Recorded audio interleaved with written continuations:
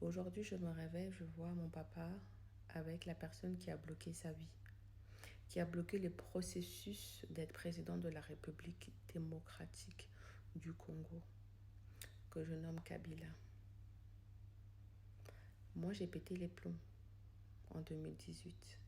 En fait, je ne sais ce que péter les plombs. Je suis fatiguée de péter les plombs. Un jour, on va me retrouver morte.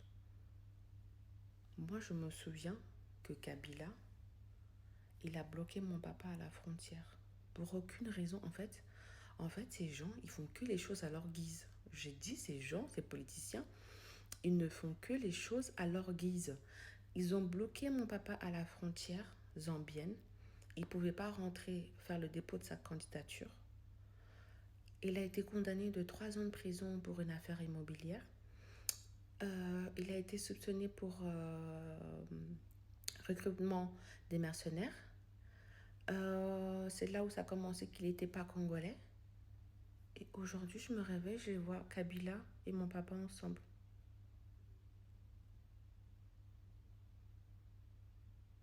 Mais si mon père n'est pas président de la République, c'est à cause de Kabila.